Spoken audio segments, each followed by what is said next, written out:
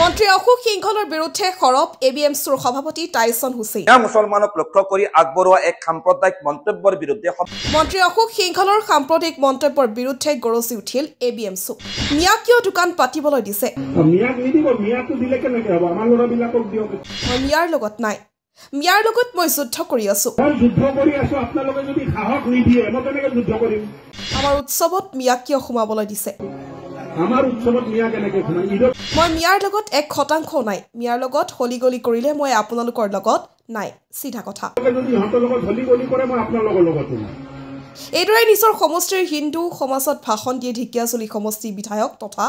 অসম চৰকাৰৰ কেবিনেট মন্ত্ৰীগৰাকী এবিএমচিৰ সভাপতি টাইছন হুছেইন মন্ত্ৰীগৰাকীৰ মন্তব্যৰ তীব্ৰ নিন্দা জনায় অসম চৰকাৰৰ কেবিনেট মন্ত্ৰী অশোক সিংঘালৰ শেহতীয়াভাৱে অসমৰ বিশেষকৈ মিয়া মুছলমানক লক্ষ্য কৰি আগবঢ়োৱা এক সাম্প্ৰদায়িক মন্তব্যৰ বিৰুদ্ধে সমগ্ৰ অসমতে তীব্ৰ প্ৰতিক্ৰিয়া সৃষ্টি হৈছে আমি এবিএমচিৰ মন্ত্ৰী সিংঘালৰ এই সংবিধান বিৰোধী গণতন্ত্ৰ বিৰোধী মন্তব্যৰ তীব্ৰ গৰিহণা জনাইছো এই মন্তব্যৰ বিৰুদ্ধে আমি তীব্ৰ প্ৰতিবাদ সাব্যস্ত কৰিছো বৰলুইতক আয়ুস ৰেখা হিচাপে গণ্য কৰি আজি শতিকা ধৰি অসমত বসবাস কৰা মুছলমানসকলে হাৰ ভঙা পৰিশ্ৰমেৰে এইখন অসম আজি সোণোৱালী হৈছেৰে নদন বদন কৰাৰ ইতিহাস নজনা মন্ত্ৰী অশোক সিংঘালৰ এনেকুৱা ধৰণৰ কৰ্মকাণ্ড আমি এবিএমচি কেতিয়াও মানি নলওঁ অসমৰ ৰাইজে কেতিয়াও মানি নলয় আজি ভাৰতৰ দৰে এখন গণতান্ত্ৰিক দেশৰ গণতান্ত্ৰিক শাসন ব্যৱস্থাৰ অংশীদাৰ অসম চৰকাৰৰ কেবিনেট মন্ত্ৰীৰ দৰে সাংবিধানিক পদত থকা অশোক সিংঘালৰ নামৰ এজন ব্যক্তিয়ে আচলতে অসমত বিভিন্ন জাতি জনগোষ্ঠীৰ মাজত হিন্দু মুছলমানৰ মাজত এনেকৈ সাম্প্ৰদায়িক সংঘাত লগোৱাৰ উদ্দেশ্যে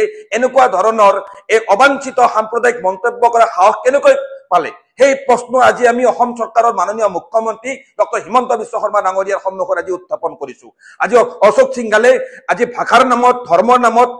অসমৰ বিভিন্ন জাতি জনগোষ্ঠীৰ মাজত তেখেতে সংঘাত সৃষ্টি কৰিব বিচাৰিছে ভাৰতীয় ন্যায়িক সংহিতাৰ বিভিন্ন ধাৰা অনুসৰি তেখেতৰ ওপৰত অসম আৰক্ষীয়ে যিকোনো মুহূৰ্ততে গোচৰ ৰুজু কৰি তেওঁৰ ওপৰত কঠোৰ আইনী ব্যৱস্থা গ্ৰহণ কৰিব লাগে কিন্তু এই ব্যৱস্থা এতিয়ালৈকে অসম আৰক্ষীয়ে গ্ৰহণ কৰা নাই ইতিমধ্যে বিভিন্ন থানাত বিভিন্ন দল সংগঠনে অশোক সিংঘালৰ এই কাৰবাৰৰ বিৰুদ্ধে এই কৰ্মকাণ্ডৰ বিৰুদ্ধে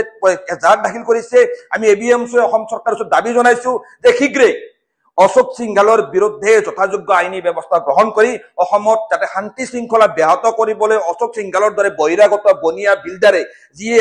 ষড়যন্ত্ৰ কৰিছে এই ষড়যন্ত্ৰ প্ৰতিহত কৰিব লাগে মন্ত্ৰী অশোক সিংঘালক আমি এই এটা কথা সোঁৱৰাই দিব বিচাৰিছো যে ভাৰতীয় জাতীয়তাবাদ কোনো নিৰ্দিষ্ট ভাষা ভাষী বিভিন্ন নিৰ্দিষ্ট গোষ্ঠী ধৰ্মৰ দ্বাৰা নিয়ন্ত্ৰিত নহয় ভাৰতীয় জাতীয়তাবাদ হল বিভিন্ন চিন্তা বিভিন্ন জাতি জনগোষ্ঠীৰ আশা আকাংক্ষাৰ চেতনাৰ এক কেন্দ্ৰীয় স্থল আৰু ভাৰতীয় জাতীয়তাবাদক ধ্বংস কৰিব পৰা ভাৰত অসমৰ সমাজ ব্যৱস্থাক যিটো ছ'চিয়েল ফেব্ৰিক এই ছ'চিয়েল ফেব্ৰিকক ধ্বংস কৰিব পৰা এনেকুৱা ধৰণৰ মন্তব্যৰ পৰা অনাগত দিনত অশোক সিংঘাল ডাঙৰীয়া আঁতৰি থাকক অশোক সিংঘালৰ দৰে ব্যক্তিতকৈ অসমৰ মুছলমান সমাজৰ এইখন অসমখন আজি আগবঢ়াই নিয়াত এইখন অসমৰ ইতিহাস গৌৰৱ উজ্জ্বল কৰি ৰখাত যথেষ্টখিনি অৰিহণা আছে আৰু অশোক সিংঘালৰ দৰে ব্যক্তিৰ মন্তব্যক আমি অসমৰ মুছলমান সমাজে কেতিয়াও কেৰেপ কৰা নাই ভৱিষ্যত দিনত আমি কেৰেপ নকৰো এইখন অসম আমাৰ মাতৃভূমি এইখন অসমতে আমি জন্ম লাভ কৰিছো আৰু এইখন অসমতে আমাৰ মৃত্যু হ'ব